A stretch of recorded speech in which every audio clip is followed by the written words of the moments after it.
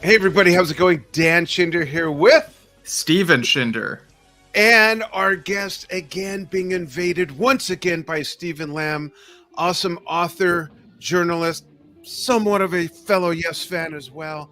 And we are here to talk about his new wonderful book, all Yeah. about 90125. Stephen, welcome again. How are you, sir?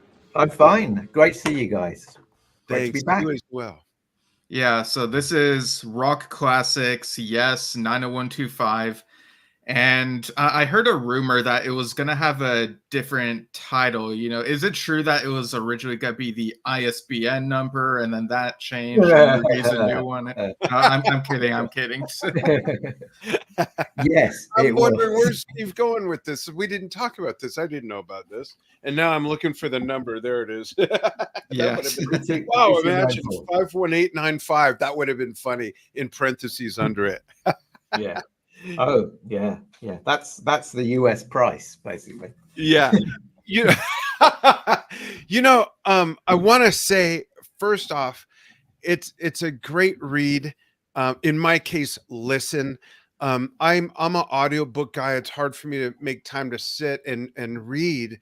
And so Stephen, my son Stephen, bless his heart, he usually will read a book, record it for me just for our own purposes, and then I can listen to it while I'm doing other things. But he didn't have time to do that. But he just got home last night from being out here with me in Arizona for a week because we saw John Anderson a couple of days ago in concert. So he read the book to me, and I kind of felt like maybe I'm digressing. That our youngest reading me the book, and what's next? An adult diaper? Maybe, I don't know. But one of the biggest things I want to say to people about the book to encourage them to get it and read it is that we've all heard a lot about the album. We've all heard a lot about the stories, since this all went down and happened. There's a lot of myths and legends surrounding the circumstances of this what I think is a great album. And what I got from the book is I expected that, okay, I can finally kind of hear all these things together, strung together in a chronological order. It is that, but it is so much more. Like, you really dug deep and you got so much more out of the interviews you did with the different personnel. Tell us a little bit about how your perspective of how the process went as you were putting this all together. Well, you mean the process of writing the book? Well, a lot of it. First of all, it grew out of an article I was asked to do by Prog magazine. So that's the front page of the magazine. Awesome. So this was at the end of last year. So and it was a cover piece. So it was a long piece. So thankfully, during that process, we set up interviews with some of the main protagonists. So and also some of the interviews happened because of other things. You know what it's like when you talk to these guys. You don't really talk to them unless they need to talk to you about something. So you don't get access to Trevor Rabin unless somebody's got something to sell. So I spoke to Trevor last year because he was doing interviews for his Rio album. And we got to speak about, but also we did a whole career retrospective at the time. So as well as talking to him about all kinds of other stuff, I spoke to him about 90125, of course. I'd spoken to John a few weeks before because he was promoting some concerts he was doing with Paul Green's Rock Academy in the UK, in London last year. And I specifically wanted to speak to Phil Carson as well, because I think people don't really realize how important he was in the process. And that was a me thing. So I sort of said, can somebody find me a contact for Phil Carson? Luckily the guys at Prog have a lot of contacts, and they did. So I approached him. I would have loved to have spoken to Trevor Horn, but didn't at any stage, unfortunately. But we do have really good information from Trevor Horn's autobiography. Right. which I, by the way, I can heartily recommend. That is an amazing read, and if you It listen to him reading it to you as well, that's really good as well. Yeah, I did the audiobook, and it's fascinating to hear him literally tell the stories. It's a great listen, great read. So that was the process, and I did this piece for Prog, and then I thought, well, I'm doing this. I run this publishing company, so I can expand it into this new series we're doing. So I then did that. But what I wanted to do was try to piece together. There's always been so many gaps in the narrative. Sort of certain things we don't know, and we can't talk to Chris Squire or Alan White about it, unfortunately. Right. So we have to piece it together from other sources. Yeah. So doing that was quite difficult. There's huge gaps in the fossil record, and I wanted to try and bridge some of those gaps if I could. And also there's some not disinformation out there. I mean, there's a little bit, particularly when we talk about Tony Kaye, but there's some contradictions I wanted to try and drill down into as well, and particularly about Owner of a Lonely Heart. How that came to be on the album and who wrote it, that kind of stuff. Right. So that was the whole process, and then the idea being to piece it all together into what I hope is hopefully a fairly readable narrative, with some other bits as well. So that's kind of how I approached it, and then it was a case of expanding it to like sort of 30,000 words from the 7,000 words it was previously. Yeah, so, here's something I'd like to ask both of you, actually, because I haven't asked Steve this, but I think one of the biggest discoveries that popped into my head from your book, Stephen, is really Phil Carson's role. My question to you both is, do you think without Phil Carson's role or certain elements of his role that this came so close to just never seeing the light of day? Had this never seen the light of day, would there ever have been any continuance of Yes? I mean, there's no way for us to really know it, but it's amazing the impact. He really is the savior in this story, I think. Yeah. He'd already saved Yes once, or that's what he says, because when Yes were dropped after the recording of Time and a Word, he got them undropped. Yeah. So he'd already done it once. I'm not quite sure how much of this with Phil was genuine love for the band and how much of it was commercial expediency. It's probably a mixture of both. Sure. So I think he saw that Yes need not be dead. So even from the word go, when he first brought all these people together, and it was him that did it. It was him that linked Chris Squire and Alan White with Trevor Rabin. Right. He brought them together when Trevor Rabin was all at sea. When he didn't have anything specific to go to, having lost his development deal with Geffen. So it was Phil that brought them together. He said to me that from the word go, he wanted it to be Yes. He didn't want it to be cinema. He wanted it to be Yes. But he needed to let the guys find that for themselves, really. Oh, interesting.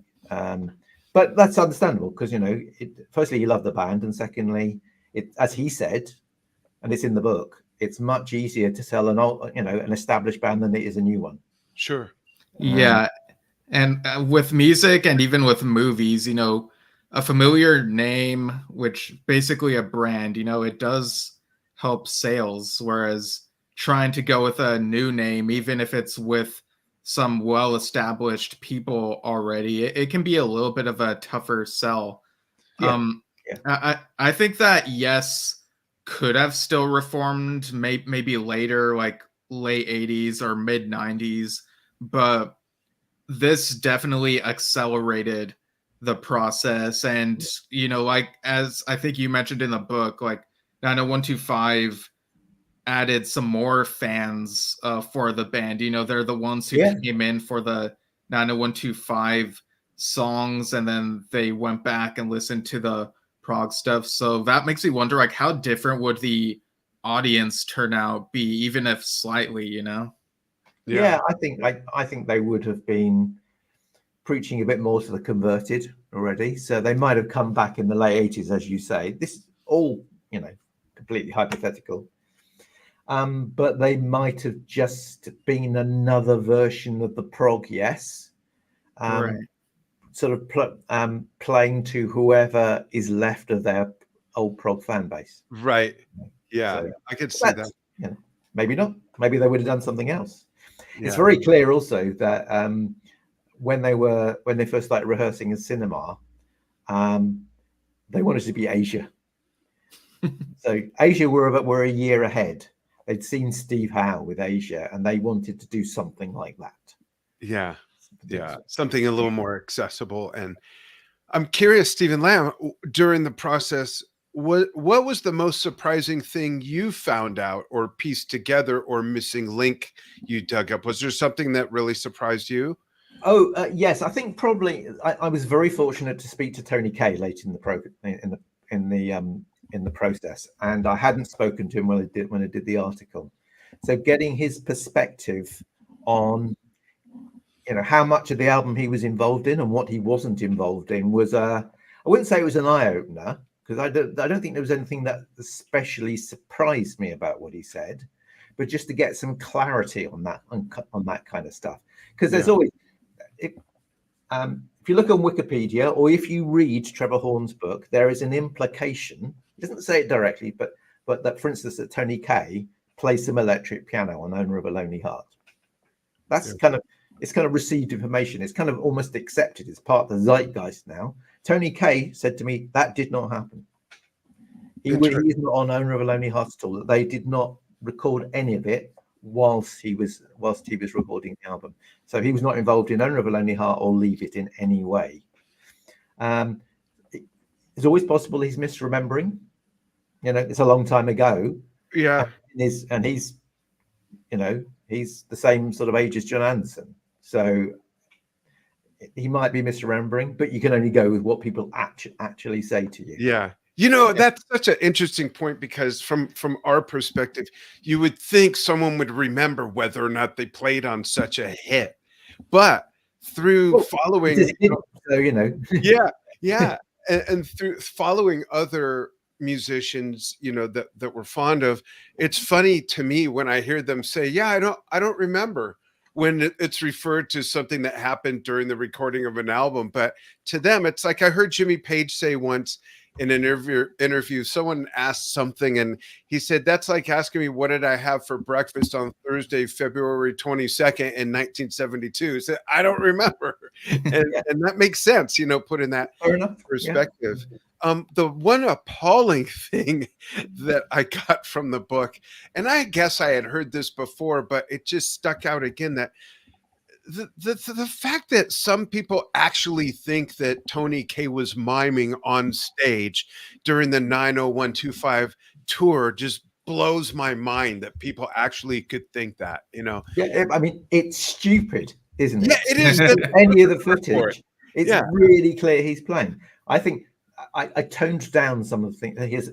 Not an exclusive. I toned down some of the things that Tony Kaye said to me personally when I put it in the book, because he was quite critical of Casey Young, because his implication was Tony thought that some of the stuff about him miming came from, not deliberately from Casey Young. I don't think he ever said that, but Casey Young was trying to pick up a girl at some point and said, "Oh yeah, I'm the keyboard player in Yes," and that grew into this conspiracy theory that he was the only keyboard player for Yes, and that Tony Kaye's miming on all the stuff.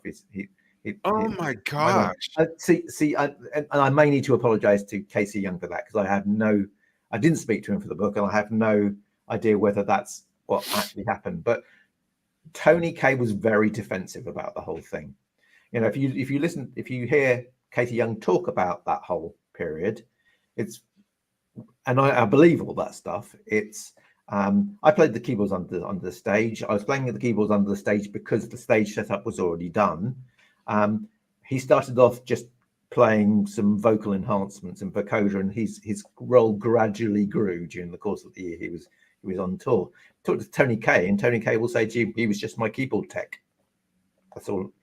Yeah, and he played some stuff under the stage, and that's all. But Tony, he's understandably very defensive about it. Yeah, because this whole conspiracy theory thing has really got under his skin, by the sound of it. Yeah, that makes sense that would wind him up the bigger that myth became, you know. Yeah, but it's not absolutely nonsense. It's, you know. Yeah. The other thing about the book is that that whole area of the book brought me back to seeing that tour and how excited I was to see this new Yes with this new music. And I wondered what old stuff would they play. And you gave great perspective on that.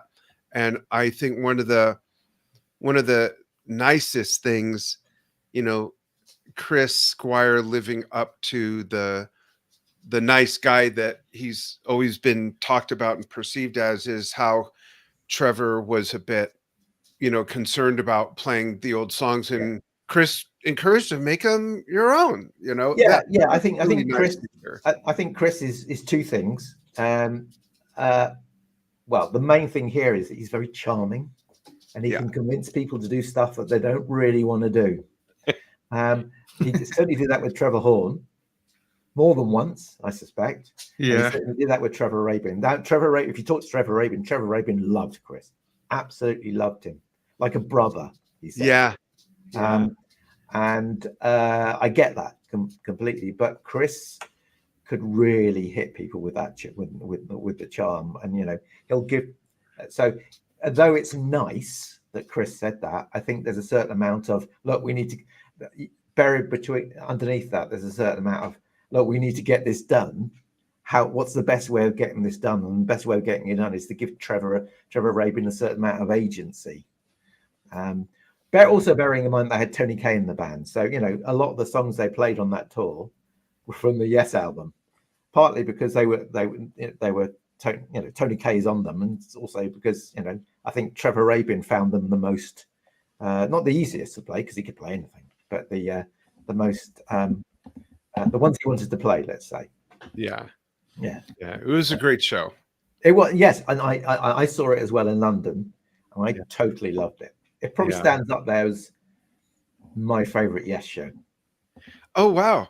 Yeah, it ranks way up there for me too. And I saw it down literally blocks away from where I was born at the Los Angeles Forum. So that was always neat. And that's where I saw my very first Yes concert in 1978, Tormato in the Round. And it's also where I saw my very first concert, which was some flash in the pan band. You probably know, most people have not heard of Led Zeppelin, but I saw them first. It's funny when people post online, what was your first concert, and there's all these names, and I just write Led Zeppelin, have a good day. Well, my first concert was Yes on the Tormato tour. So, nice. And that was Yes on the Tormato tour, and that was at Wembley Arena, which is where I was on the 90125 tour as well. But the atmosphere was totally different at both those events. I loved the Tormato tour, but it was more, this is a prog audience. It's almost felt like a bit more of a recital, even though it was a great concert and things. It could have been because it was in the summer, but there was a charge in the atmosphere for the 90125. It was just, the whole atmosphere was different, I think. Yeah. I think it's because the audience was so different.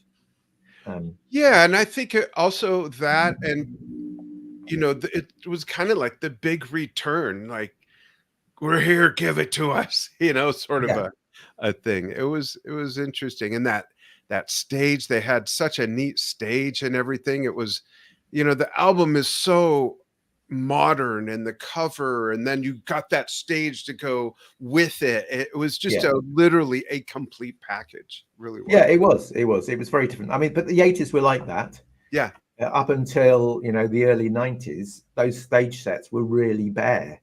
You would never see an amp on those stage sets. If anybody's going to play a different instrument, it's way at the back, or a road is going to give it to them. The stage set is very designed, and it's very Spartan in many ways. All you see is the musicians playing their instruments. You might see a pedal board, obviously, but you won't see anything else on the stage in those many of those shows. And it was like that up until the Talk tour for Yes. Yeah, that's true. Yeah. And then when you get into later on in the 90s, all of a sudden they're being, you know, hey, we're musicians here. You can see my bass amp now. Yeah. It's just there. Yeah. So, but it was, you know, there were loads of bands that did that. That was the style of you know, arena concerts in those days. I remember seeing Heart and Whitesnake and people like that, and they were all the same. Yeah. And I like how you know, we've talked about, you know, contradictions and stuff. I like that you begin the book with this you know, this statement saying that some of the accounts might be a little contradictory, but they're included so people can, you know, figure out the truth for themselves. And I really appreciate that approach, because it is interesting hearing how these guys remember things even slightly differently, you know? Yeah, I think there's always truth in there. And I don't think anybody's ever deliberately lying, probably. But sometimes they see things from their own perspective.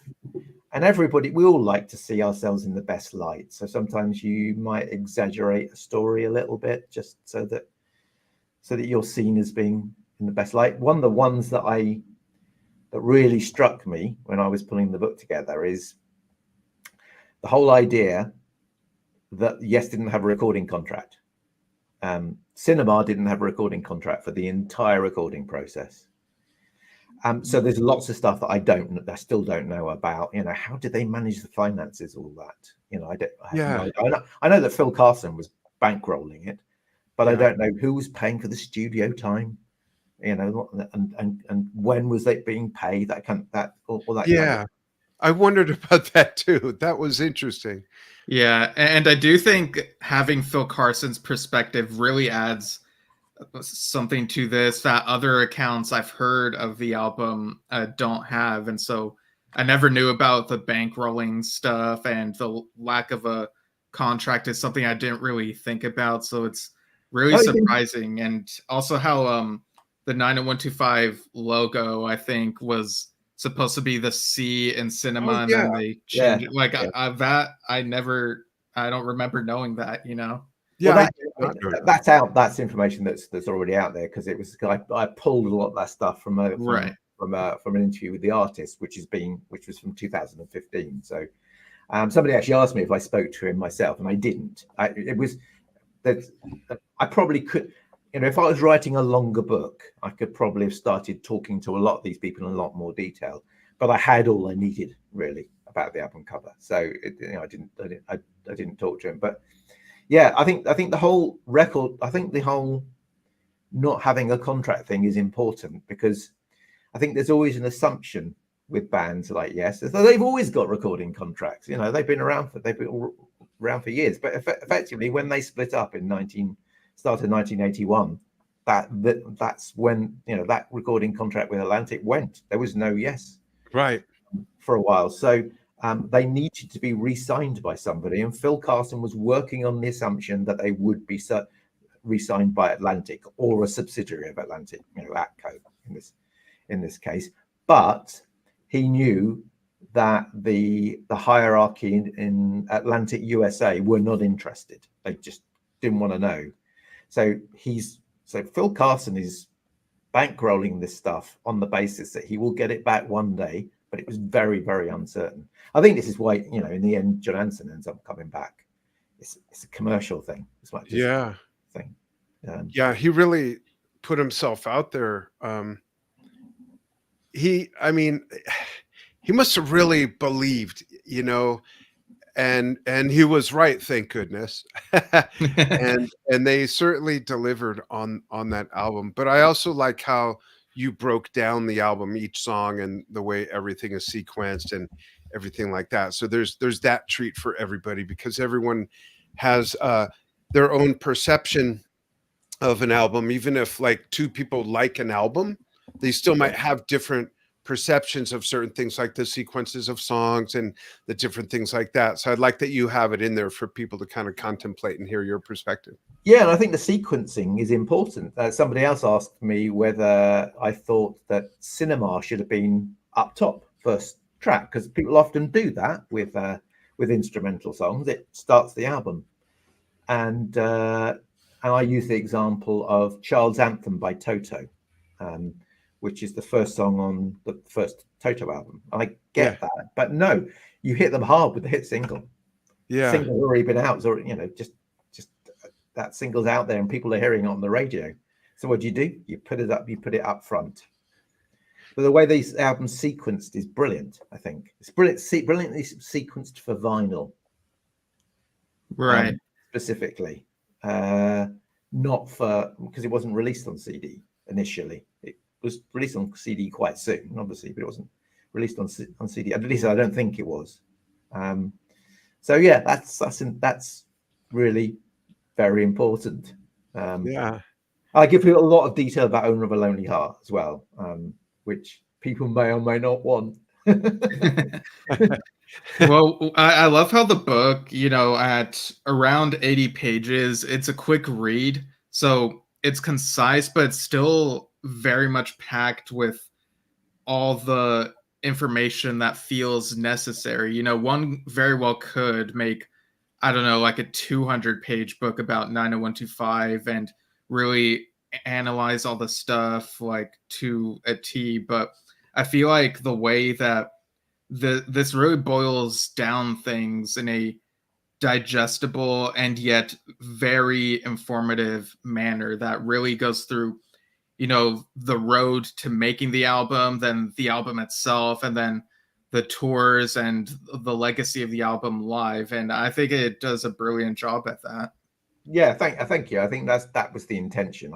As I say, somebody will write a book about. Probably Kevin Mulrine will write a book about 90125, and we'll talk to everybody in detail, and there'll be loads of really sort of anarchy detail in there. But that's not what I was going for. I was going for more of a narrative. Yeah. While still telling people as much as I could find out about, particularly how the albums came to be, because it's, on the face of it, it's an incredibly contrived album. As you sort of hinted, Dan, at any point the album could have fallen apart. It has these 4 distinct phases. Yeah. And it might have fallen apart at any time, particularly right at the end. But it didn't. And each of those little phases makes the album better. When in case of some bands, it might make the album worse. But every stage makes the album a little bit better. So yeah, it's important. And then for those who don't know, there's also a nice, what I would refer to as like the postscript section that explains what happened after that. You do get into a bit of the Big Generator time and the 2-year project, and then Talk and all of that. Gosh, you would think after 2 years, Big Generator would sound a lot better sonically. That always bothered me, the difference in production. We went from this beautiful, new, pristine sound to basically cardboard box, in my opinion. Not to insult anybody, but the difference sonically is just such a. And then back up again with Talk. So I like how you included some additional information after the fact. That was key. Yeah, well, I thought what I don't want, it's part of a series that talks about individual albums. And one of the temptations with talking about an individual album is to say too much about what happened before and say too much about what happened afterwards. Right. Because it's meant to be about the album. But I wanted to give some pertinent information about what happened later, particularly regarding Tony Kaye and Trevor Rabin, because and sort of that version of Yes, and kind of you could argue the mistake of thinking, because obviously when they reconvened for Talk, this came from, again, this was Phil Carson's doing. Phil Carson's assumption. I didn't speak to Phil about Talk at all, but I think his assumption must have been, okay, what's the most commercially viable version of Yes? What's going to produce the best record sales? Let's go for the 90125 lineup. But that was arguably a mistake, because I think things have moved on and the time wasn't right for that, which is why Talk didn't really sell very well at the time, and why the the lineup sort of completely splintered after that, and Yes becomes this completely different thing again a year later. So yeah, it's important to give some of that perspective, but not too much. I think is an important thing. Yeah. Right. And you also talked a bit about the Leave It music video, and we've had Kevin Godley on our show. I think that was last year, but yeah, how'd you feel like going through the whole Leave It of it all? Oh, Leave It library.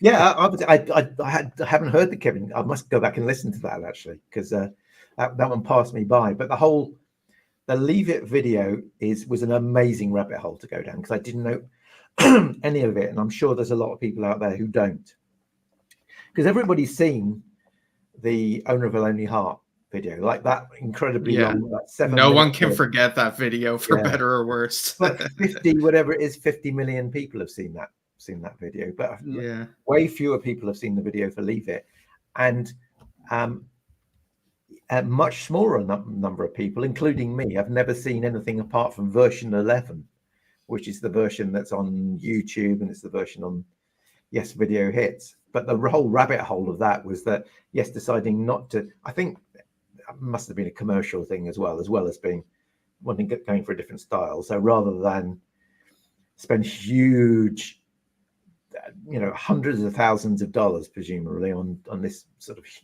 expansive narrative video that nobody understands, they then start Yes in a studio in New York for one day and recorded loads and loads of different versions of this this video that has the band upside down wearing grey suits, deliberately grey suits, to be as boring as possible. Yeah. And then what they then do with the video is they record lots of different versions with lots of subtle and in some cases unsubtle differences. And the other thing I loved was the fact that you can see the band upside down, and the video's just been turned around, so they're upside down. The initial idea was that they would all be suspended upside down. Right, that's great. Now, I cannot believe that the band would have agreed to that. But the reason why it was actually scuppered was because Trevor Rabin had just had his spleen removed. So hanging him upside down was not thought to be a good idea. But they did make him jump up and down for one of the takes of the video. So Yeah. they still got him doing some quite physical stuff. But there's things like there's subtle differences. So there's one version that has Tony Kaye wearing a pink tie. That's the only difference. One version has Johansson only. There's a version that has all the band replaced by their instruments. I remember that. Yeah. When Steve read it, was reading it, I remembered that. Yeah. Well, I've never seen these versions. So, and there's a version apart from little clips of it in the making of video, which you can see on YouTube. There's a version, the best version, again, that I've never seen. They're in the studio for the whole day with quite a big crew. Kevin Godley and Lol Cream directing the whole thing. All the different versions are given really stupid, like Python-esque names, which is very, I can believe it, because these are, Godley and Cream. I don't know what Kevin Godley was like to interview, but they are quite dry, wry English guys with very British sense of humor. So there's definitely get that vibe. Yeah. Version 3 is called Tribute to Jeremy. I don't know who Jeremy is. Version 4 it's called Endless Infatuation. Version 5 is just called 4. Version 10 is called Lords of the Galaxy, and version 14 is called Here Today, Gone Tomorrow. Version 8 is called Surgeon's Dilemma. But also, sort of when they recorded all these versions, they went back into a studio and then they mixed them all up. So not only had they recorded 18 versions, they mixed various different bits of different versions so they became completely different versions. Yeah. But the best one is the one they recorded late in the day, where they asked the band to mime, because they're all miming to the song, basically. Asked the whole band to mime to the song with their backs to the camera. Right. So you can see them all miming, and there's a guy from MTV shooting it, and you can see the camera just pans around a little bit whilst they're shooting, and you can see them sort of kind of giggling to themselves as they attempt to mime to this song when you can't see their mouths. Yeah. And also during the course of that of that version, very quietly, Godley and Cream usher the entire crew out of the studio. So when they finish the version, they kind of, there's a bit of silence. They turn round and there's nobody there, apart from the guy from MTV. Perfect. Thankfully, the band actually, as far as we can see, take it in reasonably good heart. You can hear what somebody, I think it's Tony Kaye saying, "Oh, I knew it." And the best one is John Anderson, who just says, "Beautiful," which is such a John Anderson thing to say. Yeah, absolutely. They start, you see the slip up. Sorry, I just kicked on my microphone. You see the band kind of sitting in, just starting to mess around with the equipment and stuff, and then you see the crew all come back again, giggling to themselves. Yeah. And thankfully the band take it in good heart, considering it must have been a very grueling day, and people like Trevor Rabin didn't like doing that sort of thing in the first place. So let's face it, they hadn't done many videos, so yeah, it wasn't a bundle of fun for the guys in the first place. So but that whole thing, I knew nothing about that at all. I really probably wasn't watching MTV in 1984. So I didn't, and this was all on MTV USA as well. So I didn't see any of this kind of stuff. I didn't see them broadcasting all the videos. I had no idea. I knew the Leave It video existed, but I thought it was just that version 11 that's on that we see.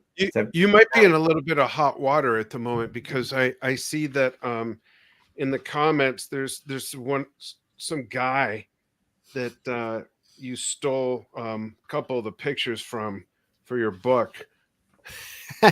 Dave Watkinson's watching. Hey, Dave. Hey, Dave. Yeah. No, he chiming in. I asked permission. Yeah, I was teasing. And thanks everyone else for chiming in from Sweden, Michigan, Australia, South Dakota, all over the place. Awesome. Thanks so much. Yeah. So regarding Sonic Bond Publishing, what else is coming out from there, whether it be Yes related or otherwise, just to give people an idea of what to look forward to?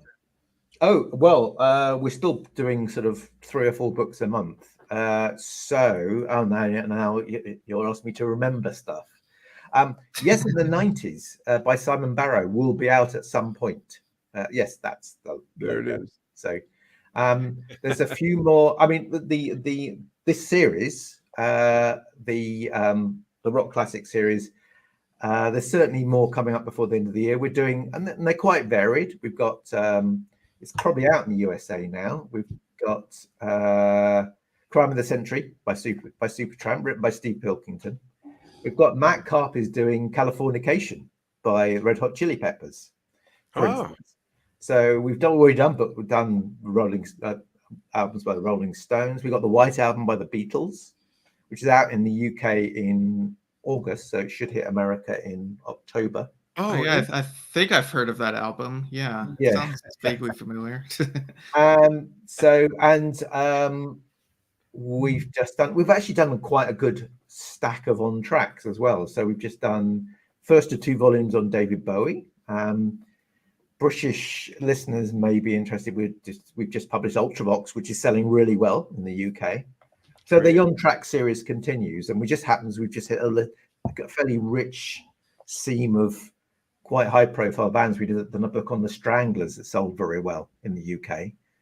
The on track. When I was last on, we were talking about the my book in the on track series, Yes, every album, every song.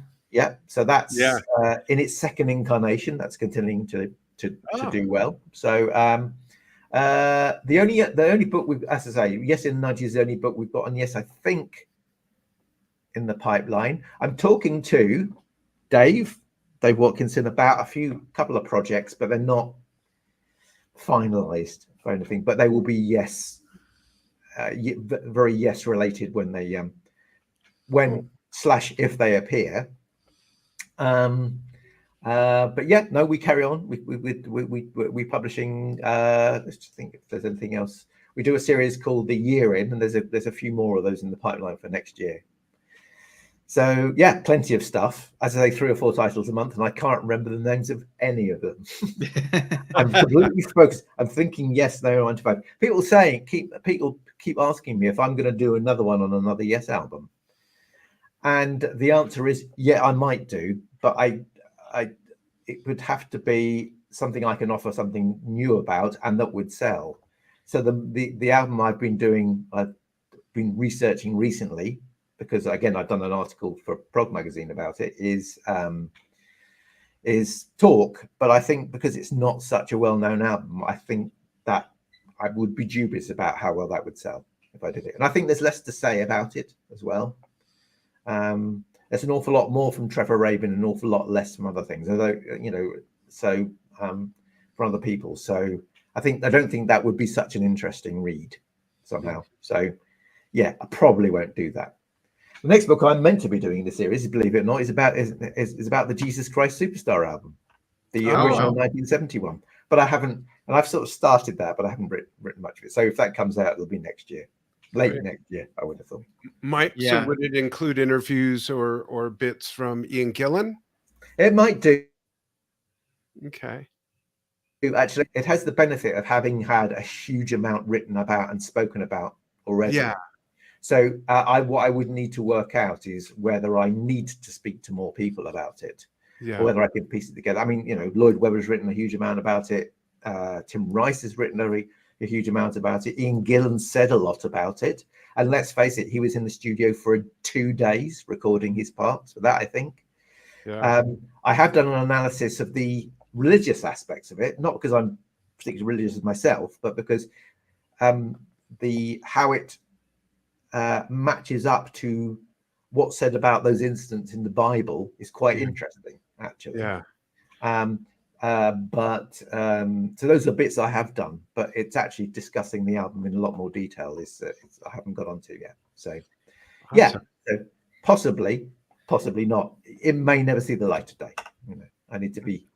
I've got a few ideas for books of my own as well, but I haven't really. They haven't really polarized into anything specific yet. Yeah. I think with Yes and these other bands and artists you've mentioned, with such large histories, whether it be a band history or the history of an album, there's so much getting into the weeds that one can go. And I feel like Talk has had such a resurgence, so there would be maybe a niche audience for that, but I do understand it's like a balancing act. Like, okay, which book might do better, what has more info on it and whatnot. And so but whenever there is something out there, it can make a fascinating read. I think it's I think there was a Close to the Edge focus book a while ago, perhaps, and it's kind of funny that we got Kevin's Tormato book before getting this 90125 book, which was a more successful album. But Tormato is also like a very niche topic, I guess you would say, and like there are audiences on either end of the spectrum, I guess you could say. Yeah, I mean, somebody said to me yesterday, "Why don't you do Tomato?" And my answer was, "Well, Kevin Mulrine's already done it in way more detail than I could ever do." I mean, that's a brilliant book, and he's doing Tales from Topographic Oceans right now. Yeah, the listening guide. Yeah, is that by Yes? Yeah, it's a little. Yeah, it's one of their very obscure albums. Like, not many prog fans know about it. Yeah. So. And I'm sure he will get on to 90125 later, and he will talk to everybody who was involved in it. In fact, actually, one of the things we are going to be publishing, this came from Kevin. We're doing a book which it took some time to arrive at a title, but we're doing a book by a guy called Peter Woolliscroft, who was one of the recording. I think he was tape operator during the Tormato sessions. Oh, and then he went on. So that's how he got to know Kevin. and he has then he then went on to be quite a successful sort of recording engineer in the 80s and worked with Trevor Horn and loads of different bands. And so he's written a kind of memoir of that time. So we're publishing that in the autumn. Nice. And he came. The contact with him came from Kevin, because he'd spoken to him about his work on Tomato, and the Tomato will be in that book as well. Oh, nice. So that's, yeah, we're doing that. In fact, I'm trying to do a lot more books that are, you know, not series based, if possible. Yeah. Very cool. Yeah. So, folks, get the book. It is so good. It's really is. It's on Burning Shed. People can order it there. Yep. A signed copy, go to Burning Shed. I think the stock has arrived in the USA, and the book's been released to the bookstores, but I think it's formally published in September. I tend to leave it up to the distributors to decide where to publish things in the USA. So I think it's formally published in September, but the actual but I think it hopefully will start arriving with people fairly soon. Anyway, so great. Here's a comment I'd like to show that just popped in from Robert Nassir. He says, given Yes fans legendary fractiousness, I especially appreciate the book and this discussion. Thank you very much, Robert. A potent reminder that Yes is nothing if not multifaceted, and that's a good thing. Thanks, guys. Yeah, thank you very much for that. And that is so true. That's so well said. Absolutely. Yeah, no, I couldn't agree more. It's people. I know Yes fans can sometimes be a little bit tunnel visioned. Yeah, but that's a very good comment. Yeah, and there's so much in their discography that is so different that there really is something for everybody, and they really proved that with this album that the book is about. You know, that just opened up to whole new audiences, as we talked about. So that's very true. Yeah. No, I think it's a great album, and I think I think there's a lot of some Yes fans don't like it. A lot of Yes fans do, but I love it. And there's some people that this introduced them to Yes that will hear Close to the Edge and go, what kind of bad acid went around that day? And it just won't resonate with them, and that's okay, you know. Yeah, it is. It absolutely is. Yeah, great. Thanks. Stay on the line with us as we will say goodbye to everybody. We appreciate everybody chiming in, whether you watched us just now live or whether you just now watched us on the archive. We appreciate it very much. Simulcasting on the Yesshift channels and Drum Talk TV as well. And we will be back soon with more fun on Yesshift and Drum Talk TV. Thanks, everybody, so much.